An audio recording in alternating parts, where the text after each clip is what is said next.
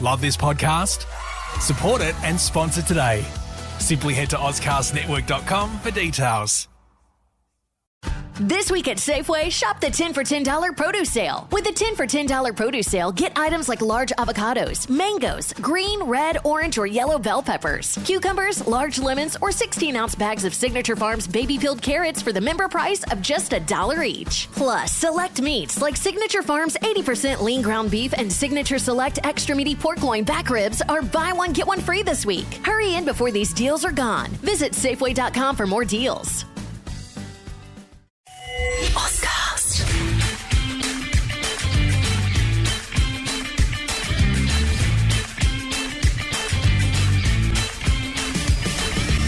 Well, we took a couple of weeks off because, let's be honest, the results were inevitable. We've both been pretty busy and we just needed a little break from the same narrative. So apologies if you missed us, but we're back this week. We thought we would be coming back with slightly better news around the on-field performances, but not to be. It was another giant disappointment against GWS on Sunday. Drew Jones, hello to you. Yeah, hello, Garby. There was certainly an air of inevitability about the results over the last few weeks, but when the Giants had 6 or 7 outs on Thursday and then Braden Preuss and Tim Taranto out a couple of days later, I thought we were a real chance on Sunday. If everything went right, and I guess the Giants maybe got the little sugar hit that you get from having an interim coach. But, every time I watch us play, Garby, I always come back to we are just so easy to play against. Like, we just get torn apart. And this is a GWS team that Leon Cameron called boring 2 weeks ago, and they've put up 138 points against us. We never really looked like being in it. 3 goals at the start, and we never got close. It was 30 disposals to 5 in like the opening 5 minutes, and it was over from there. And the hard thing for us to watch right now is when teams are just like chipping it between themselves inside their own attacking 50 and taking marks to set up easier shots for goal. I mean, it's hard to watch. And then, once again, it's one quarter where the scoreline is blown out completely. It was the second quarter in this game, 7 goals to 1. And then after that, the Giants are trying some things out and they know they got the game sewn up and, we'll put in some more effort to make it look a bit more respectable, and it's under 10 goals. And we think, okay, well, we're trying as best we can. But to be honest, the fitness levels and the ability to run both ways, they're below AFL standard at the moment. They really are. It's below the standard of this competition over 4 quarters. So that's hard to watch. I want to start with some of the positives first, Drewy, because it's been negative town, understandably, for most of the season. So keen to point out some of the positives from the game from an individual playing sense, because there actually were a few. But any other points you want to make about the game before we do that?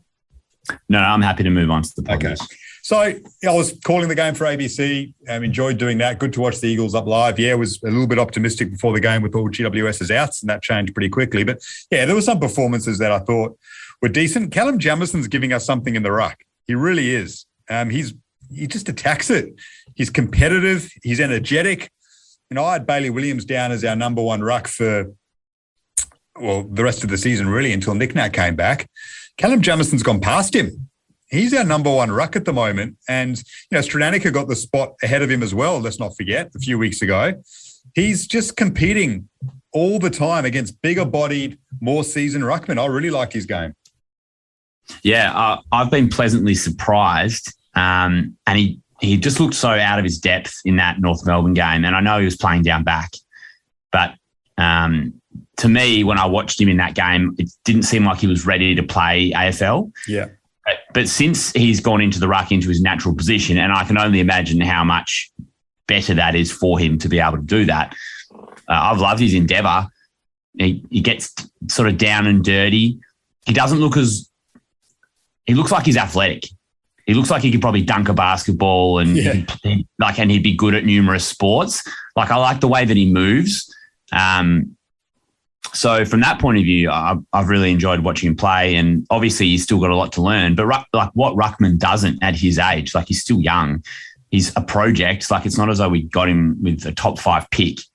So that's been positive, and hopefully he continues to develop. This is exactly, when you talk about trying to find positives and little wins and silver linings. Like Nick Nat being out absolutely sucks, and we've been horrible since he's been out of the team. But at least we've got a little chance to have a look at Jamison, and we've worked out that he is probably better than Stranatica, and he's got something a little bit different to offer from Bailey Williams. I actually thought Bailey Williams was pretty good against the Giants as well. So to see them both playing and playing okay was promising, because Matthew Flynn's actually not a bad ruckman. So he's good. Yeah, they up against Flynn Sanity, I thought they were good. Isaiah Winder was the other one to emerge in this game with 3 goals. The one at the end was after the final siren, but kicked 2 early on and showed us a bit. Maybe not getting enough of the ball, but he's there to put scoreboard pressure on, and he did that with 3 majors. So his best game as a West Coast Eagle. Another project player taken in the 50s, I think, in his national draft, hasn't really been given much of a look in, now gets a chance for obvious reasons, and booked himself a place in the team for at least the next 2 to 3 weeks. So we found the little forward pocket option there in Izzy Winder, and his confidence will go through the roof after that. That was the other big pleasing aspect in terms of a young player we didn't expect to emerge that has done. Yeah, so you'll remember I earmarked him in the pre-season as someone I was looking forward to seeing. One of the things about playing, say, a Langdon in that position is that we're certain of what Langdon's ceiling is and what his floor is, and that sometimes is great to have. Same as playing Jackson Nelson, exactly. Like there's only a very small window of the level of performance that you can expect, but we don't know what to expect from Winder. And if bobbing up and kicking 3 goals from limited opportunities, like there could not be a worse time to be a small forward at West Coast. The hardest position to play when you're getting belted. Yeah. Limited supply. The ball's coming in pretty dirty. It's been tough work for everyone who's had to fill that role in recent times. And luckily the Giants were a little bit easier to score against than the elite opposition we've had the last few weeks. But good to see him bob up and do something. And I guess he's got his body into a position now where he actually can put his name forward for selection, and he's getting a chance. The other two, I think Connor West's first half was really good. He's probably been our best player over the last few weeks. His endeavour was there, the word you used earlier. Slowed up in the second half. They probably put a bit more work into him, but he really kept us going at the base of the packs and around the ball in the first half. And I really like Jake Waterman's game. We've spoken about it. He's much maligned by seemingly the coaching staff, not really the players. He's the first one out on many occasions, not at the moment because there aren't too many options. But he played as a swing man, played back a fair bit, played forward a fair bit, looked to be limping a little bit as well. His knee was heavily bandaged. It looked like that was holding him back, but he didn't stop competing. Kicked a couple of goals, presented a contest. I thought he was solid when he went into defence, floating in front of packs and making it a bit more difficult for them. I thought Jake had a really good game. I liked watching him play on the weekend. What are your thoughts on Jake Waterman as a possible option as a defender? So, and yes, we've seen it before, but when you look at Melbourne, right, they've got May and Lever, who are two of the best defenders in the league. I think the McGovern-Barrass combo is almost the best in the comp. Yeah. And they're under siege at the moment. So their third defender at the moment is Harrison Petty, who's kind of he's not as tall, he's not as big, he's quite athletic. Whereas let's say we've got Harry Edwards playing as the third tall. He's not a third tall, is he? He needs to be one of the 2 keys. Yeah. He's too big and cumbersome. But Waterman is the right size for that third key, whether it's forward or back. But at the moment, we don't need a third key forward. Could that be something that we just try for a while, swing him back and forward, see what he's like? But, a lot of good forwards in the last sort of 5 years have been thrown down defence to players like an interceptor as someone like that. Like what Carlton did with Mitch McGovern for a few weeks and that sort of thing. I don't know. I just think we've got to find a spot for him in the team. I think he's a talented player. He's just really suffered by not having opportunity to play in his, in a set position. Yeah, I think he can play a Tim Membry role where he is mainly a forward, but then the times in games when you need a little chop out in defence and he goes back there and maybe let's say we're in a game, the last 5 minutes of a quarter, to make sure we don't concede another one. Put Jake back, extra man. If he's got the chance to push up to a wing and exploit his opponent the other way, he's smart enough to do that, has the running capacity. I like him in the team. There are times he goes out of games, but he played really well on the weekend and he competed. So that was a positive sign. So there were some good things to come out of the game. I thought Kelly and Shuey were good too. Tim Kelly was arguably our best. You're up against the Giants team who was so strong in the contested ball, and they just kept going, and Shuey as well. Tried really hard. I think at the end that we might have just been trying to give Brady Hough a run, and the whole injury for Luke Shuey perhaps wasn't really there. Drew, that's just my suspicion. I thought, why risk him anymore? Maybe his back was a little bit tight, but there was no actual injury. He could have played on, but I thought let's give Brady Hough 10 minutes of footy here, 10, 15, and hope that Luke Shuey doesn't get injured anymore, because by the sounds of it, he'll be fine to play against the Dogs on Saturday night. Yeah, it's funny you say that. I was just about to pipe in with Shuey. I spoke to the club yesterday, and then Simo did his Channel 7 thing as well. And because he only played 50%, 58% game time, so I reckon maybe it's almost like Shuey hit his minutes limit, and they were like, "Oh, let's just sub him out and get Hough in." So luckily, because obviously when he got subbed out and put the vest on, everyone was like, fuck. Yeah. Yeah. So he'll play this week, so he's fine. But he'll play 60% game time again. That would be a controversial move in the competition for any other club, but no one cares if the Eagles are doing it right now. It does set a bad precedent. That's not what the sub is there for. But if Melbourne did that on the weekend to manage someone, there'd be an outcry about it. But actually, who cares? Who? No matter who does it and when. Does it really matter? I don't think so, but that's not what it was designed for. But they should just open it up and say, do what you want with it. It's your call. No, see, my view on this is that they should just change the rules. So if the other team activates their sub, you're then allowed to as well. Yeah. I think that's just the fairest way to do it, because you get a fresh player into the game. Yeah. Anything else from the game you want to touch on? Well, again, just a couple of senior players who are battling at the moment. I didn't mind Alex Witherden's game either, just by the way, on the positives. I think he actually played on Toby Green in the second half and did pretty well on him, kept him pretty quiet. Jermaine Jones started on Toby Green. Did you notice that? That was looking ugly. Well, Toby kicked 2 goals in the first 2 minutes. Yeah. I know why they did it. It's probably to make Jones more accountable. And when Toby goes up the ground, someone who can run with him. We didn't really have a direct matchup for him, but, defensively, he was all over the show once Toby went inside 50. So they had to put, I think Rotherham went onto him for a bit, and then Witherden. And Witherden did pretty well in him. So I liked watching that. But it's really tough to watch Andrew Gaff play footy at the moment. It really is. I think I had him, we've said this a few times, but I had him when we did our top 5 Eagles of the decade in that bracket. Big Andrew Gaff fan. 2-time All-Australian, best and fairest, champion of the club, arguably in our best ever team, around the mark anyway. But honestly, and this is a crazy thing to say, considering where we are, is he even in our best team at the moment? What's he giving us? He had 5 possessions to halftime, 34 metres gained. His numbers went up after that, but there were a bunch of cheap disposals that went nowhere.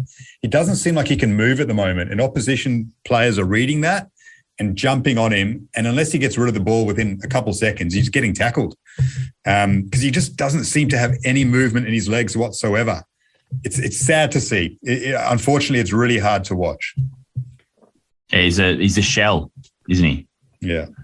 I just think there just has to be more to this. But I don't have any insight at all on what has happened to Andrew Gaff. I just think the game catches up with you. And it's happened so quickly. I can't remember a player falling off this quickly. Yeah. Well, it happened last year as well. The signs were there. You look at Josh Kennedy at Sydney. He's a little bit older than Gaff, but it happened to him pretty quickly as well. You just watch the legs just aren't there anymore. It's been obvious with Josh Kennedy this season, hasn't it? But as in Josh P. Kennedy. Yeah. But he has been Josh Kennedy has been the best contested ball player of the last 12 years. Eventually at some stage he was going to have to slow down, right? Yeah. But yeah, it's really funny. But to give you credit, you've been all over this for a year. Well, you just have to be able to run nowadays. I said last year I think we should have traded him. I don't know who would want him now. It's at the point, unfortunately, and I don't like speaking like this because we love Gaffy, but it's at the point now where you would happily just give him to another club for not much in return just to get half his salary off the books. Like, I think we're paying him close to $1 million a year, aren't we? God, I hope it's not that much. 700-800 maybe, something around that. Like, he signed a big contract when North wanted him a few years ago. Yeah. You might not have that much longer to go on his contracts, but yeah, the fact that he didn't come straight back into the team, I think Adam Simpson's across it, obviously. And yeah, he just doesn't seem like he's at the standard of AFL football at all. The legs just don't seem to have anything in them right now. And it happens to players. But yeah, you're right. It's crept up on him much quicker than we thought. Well, have you been watching Dangerfield much recently? Yeah. When you watch Danger play, like he's now been taken out. He's essentially been taken out of the team for 2 weeks to do a mini pre-season because he's got no bounce in him at all. Like, he gets the ball and he just gets tackled straight away and he just cannot do what he used to be able to do. Yeah. And Gaff, the sight of him marauding and patrolling one of the wings, it's over. He can't do it. No. He can't get up and down the ground. He can't run. Like, he can't keep up with his opponent. He can't run both ways. And at this point, he's actually a list clogger. Like, that's he really is. It's sad to say, but right now he's a list clogger. Yeah. And I'm not going to end his career. Maybe he needs 5 or 6 weeks away from footy, or maybe he needs a whole off season, or maybe he needs an absolutely ridiculous off season to get his body back to where he needs to be. But obviously something's going on that we don't know about. He just had that though. I don't know, he had a little injury with his ankle, but he looked like this last season. He had the whole off season, had the little issue with his ankle, had a couple of weeks off. Well, I'm not saying he'd had to be back to 100% Andrew Gaff of old, but it's actually decreasing the output. So it doesn't seem like that's helping him at all. And the game just gets a few percent quicker every year. And if you drop off 5% against that, you just fall away very quickly, which is amazing. It's why David Mundy's so incredible at almost 37 years of age. Yeah. So if we had a reasonable portion of our list available, including Campbell Chesser, I just don't think he'd be in the team. No way. Not a good standard, no chance. Yeah. So anyway, let's wait and see. We may get a clearer picture over the next few weeks, or they may be able to maneuver him into a role where he can maximise the strengths that he has left. Yeah. But compare him to Jack Redden. Yeah. Redden's output and performance is essentially exactly the same as it was when he first came to the club. Mm. And he's still contributing really strongly to the team. If I'm going to choose between those two, if I could only have one at the club next season, it's Redden. Oh, by a long way. But compare him to Jake Florenka and Aaron Black. Look at how they played when they came in for a game. Way above the level that Gaffy's played at this season, apart from round 1 against Gold Coast when he was solid. Then he got 32 disposals. But we're going to pick up Jake Florenka, you would think, with pick 1 in the mid-season draft next week. Well, I'm having him in the team ahead of Gaffy right now, and I would have Aaron Black in the team. I know Aaron Black's older, so he probably won't get a chance, but they played at a much higher level. They moved a lot better than Gaffy is right now. Yeah, so, there's nothing more certain than the fact that Florenka will be an Eagle in a couple of weeks. Does he come straight into the team? Oh, I would. Yeah. Because what are we losing? Yeah, he's 25, not a kid, but he's got 3-4 years ahead of him, you would think. Well, but he might have 7. Now. Yeah, he might, yeah. And where we've got a gap in our list where we've got too many older guys. We need some sort of early mid-20s because we haven't been drafting well. And it's all well and good to say, we're going to stock up on 18-year-olds at the start, for the start of next season, but they can't help us now. Not unless they're in the top, 5 or 10. Yeah. So yeah, it'll be good to bring Florenka in, and then we can use the second pick on someone. Yeah, whoever that might be. So, yeah. Anyway, just on Witherden, just quickly, it seems like he's getting some good reps at the moment in terms of being a defender. I think as the season has gone on, I've seen improvements in his defensive skills. So that's a positive for us because Witherden's in the right age bracket for us. So if he's going to be a West Coast player, longer term, then we want to see improvement because Shepherd's out and Hearn's on the way out. So he could be a long-term back six player for us. Do you think that he'll end his AFL career at West Coast? Alex Witherden? Yeah. Yeah, because if he doesn't make it at West Coast, I can't see another team taking a chance on him. Oh, that's where you're at, the Eagles, right now. Like, if you can't get into this team and establish yourself, are other clubs really going to look at you? Well, would he be useful? Would he be like, oh, maybe I'll go back to Victoria? Yeah. Or a second or a third rounder? Maybe gets an option because he's a good kick. But the knock on him is his defensive contested work. And it is exposed at times, but I think he's giving us value. I like him in the team at the moment, and he tries his best defensively. Sometimes he just doesn't have the courage or the body to match it with other guys, but he does try. So I'd like to think that he ends up staying an Eagle for the next 4 years, and as we become a lot better, we can maximise his strength. Like, we can't do that at the moment. He was brought in to be a cherry on top defender. The other guys would do all the dirty work, and he would do his job defensively, but then use his elite kicking skills. But at the moment, we can't really use that because we're just under the pump all the time. So we're not seeing the best of him or why we brought him in. Hopefully in a couple of years, we will be able to do that. Yeah, no, I agree with that. Is what's happened with the Naish train slowing down? It's derailed a bit. He struggled. I mean, maybe the whole hippie club thing knocked him around a bit. I'm not sure. Like, he was surprisingly dropped, wasn't he, a couple of weeks ago? But someone came up with a really good, we're speculating here, we don't know, but he's the Richmond connection to the whole Nathan Broad party. I mean, did he have a say in what happened that night? I don't know. But whatever the case, he was one of the few who went out. He was dropped. Maybe that's just affected his confidence and his mentality a little bit the last couple of weeks being part of that crew. But he didn't get near it against the Giants. And, I get the feeling he could be out of the team this week. Might need just a couple of weeks off. Yeah. But we'll wait and see. I like what he's brought to the table. But yeah, he's been a good recruit. I think he's got more to offer.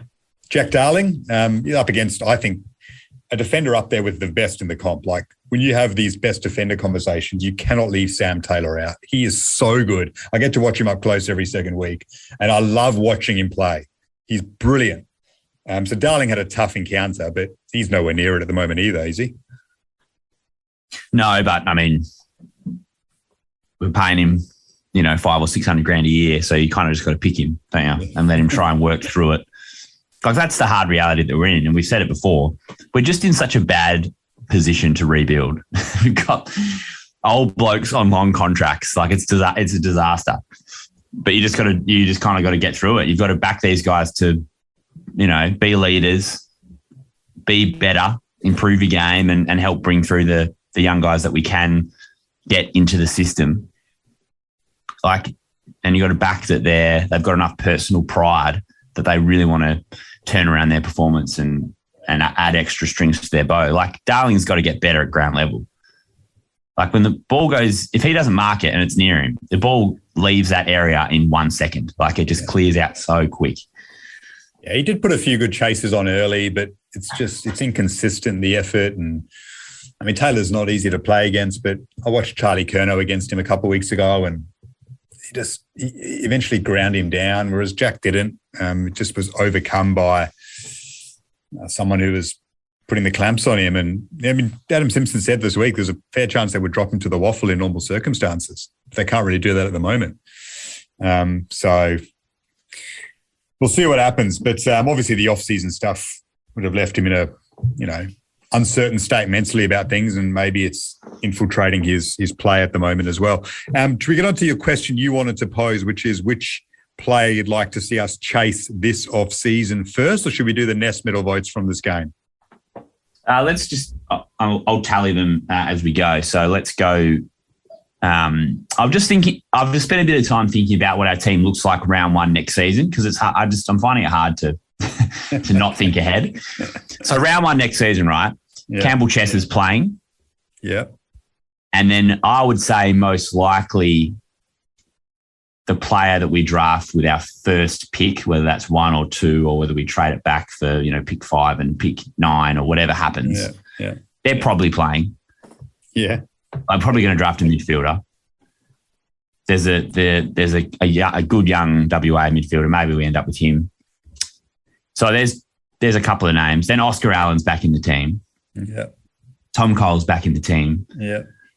We start to have a few familiar faces and also some exciting pieces. Campbell Chessart, while he's not playing at the moment, he gets a year in the gym. He gets some time to learn the game plan and sort of, boost his footy IQ. So hopefully he comes in ready to go.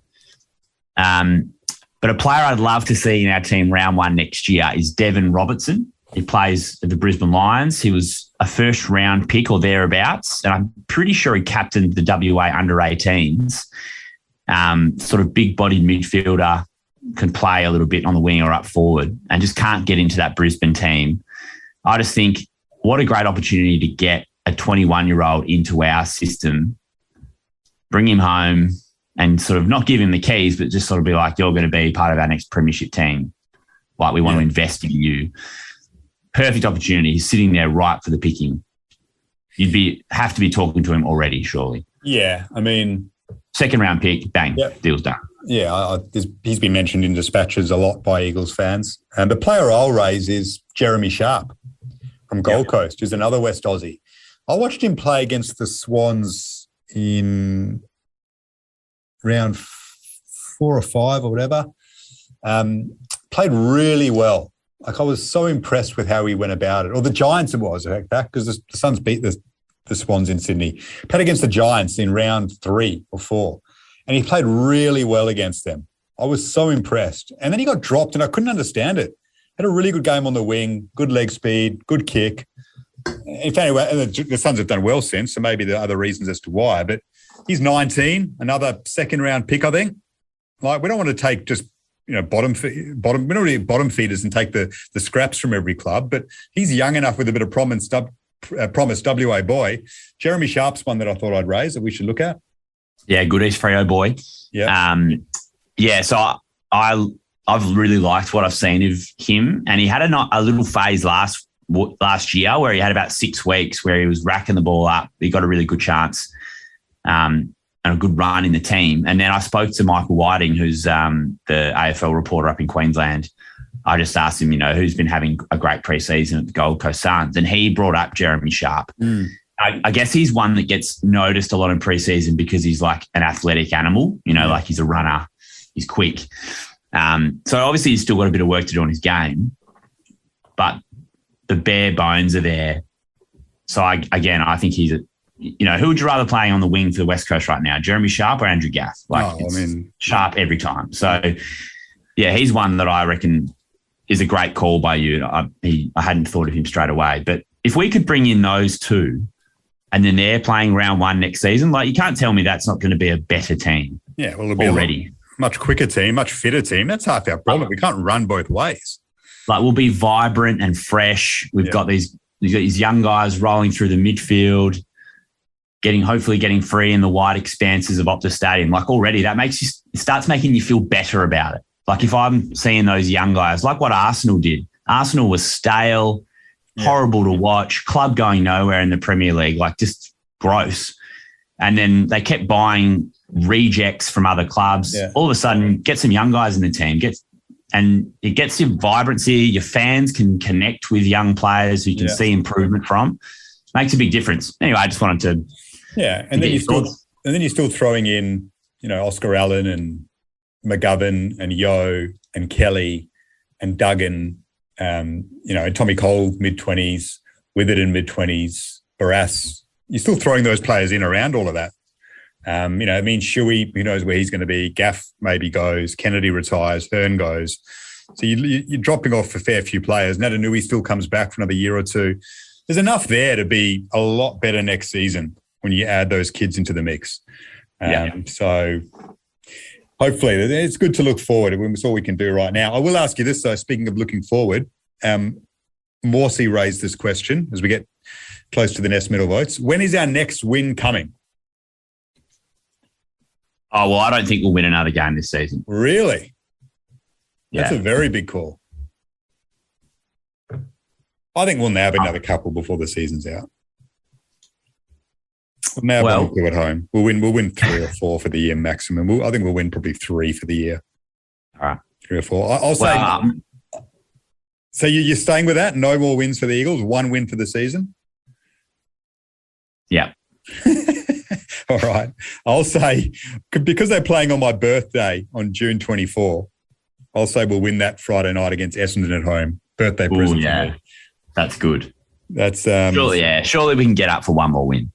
That's round 15, 4 weeks away. I'll put that one in the books. After that, hard to spot one, really. I'm looking through again quickly. I mean, Adelaide away maybe, but I can't see it happening. That's before the Essendon game. Adelaide at home, round 21, towards the end of the season when they're out of it. I think we can win that. Yeah, I'll say Essendon and Adelaide will win at home and we'll win 3 for the season. I reckon Thilthorpe will kick like 8 against us. Yeah, in Adelaide they'll beat us, but at home they'll put their cue in the rack. They'll be out of the finals and we can nab one at home. So 462 points, that's our losing margin over the last 6 weeks. Yeah. So I was at Adam Simpson's press conference after the game and I'd asked him, not about his future, but asked, how are you dealing with the speculation around your future and the constant questioning? And he did seem a bit emotional about it. He said the questions are deserved when we play as badly as this, but he's still got another 2 years and he's same old line that as long as the club wants me, I'm here, I'm committed, I want to see us through this, which is great. You just wonder if the voice is growing tired, Drewy, and it's just it's just not having the impact anymore. But the squad's going to be overturned a lot in the next year or so, so perhaps you give it some time, but he still would have been there for like 9-10 years. Yeah, so my view on this is consistent as it has been previously, that when the list turns over, then the idea of a voice getting old, that sort of regenerates. Yeah. So my view is it contracted till 2024, like he remains as our coach, unless the only scenario I could see is North Melbourne sacking Noble and then Simpson leaving West Coast to take that job. Yeah. That's the only scenario I could see. I don't see us, like we won't be sacking Adam Simpson. Okay. All right, Drewy, 3 minutes left on the Zoom call. I'm not starting another link, so give us the Nest Medal votes and we'll look ahead to the Dogs quickly in that time. That's where we're at, people, by the way. So Isaiah Winder, 5 votes for his 3 goals and best performance in Eagles colours. Jack Redden, I thought he battled really hard all day. He was 4 votes. Kelly, 3. Cripps was good. Good to see Cripps has still got a bit of life in him. Yeah, he was good. 2 votes for him and 1 vote for Jamison for his best performance as a West Coast Eagle as well. I went 5, Kelly, Witherden for his roll down back, Connor West with 3 for the way he started, Winder with 2 and Waterman with 1. Jamison very unlucky. I could have included Jamo, could have included Shuey, but they were my 5-1. Beauty. Well, I've given you the Nest. That's the listeners' 5-1. Right, so. They were the listeners' 5-1. Great. Sorry, I thought they were yours. Okay. No, my 5-1's irrelevant. No one cares. Yeah. Okay. All right. Well, we'll update them with the Melbourne and Brisbane games and give you a running tally next week to see where we are with the leaderboard. But the Dogs this week, I mean, what are you looking for, Drew? There's no hope of a win, is there? What are you looking for? I think that the Dogs are just starting to get their game going. So that probably doesn't bode all that well for us.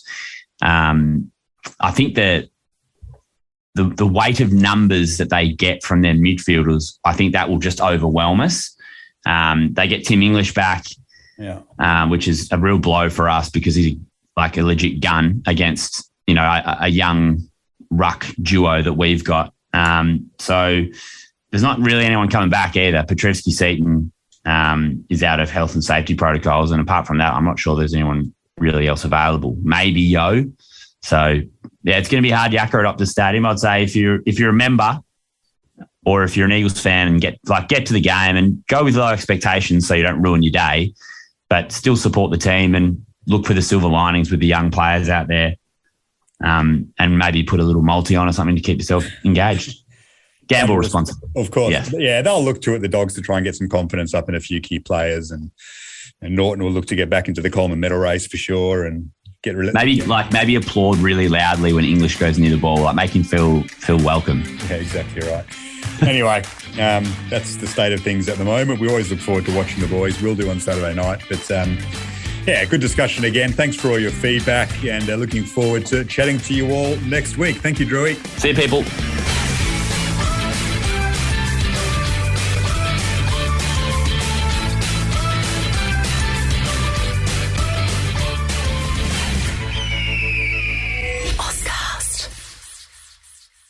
This week at Safeway, shop the 10 for $10 produce sale. With the 10 for $10 produce sale, get items like large avocados, mangoes, green, red, orange, or yellow bell peppers, cucumbers, large lemons, or 16-ounce bags of Signature Farms baby-peeled carrots for the member price of just $1 each. Plus, select meats like Signature Farms 80% lean ground beef and Signature Select extra meaty pork loin back ribs are buy one, get one free this week. Hurry in before these deals are gone. Visit Safeway.com for more deals. Love this podcast? Support it and sponsor today. Simply head to AuscastNetwork.com for details.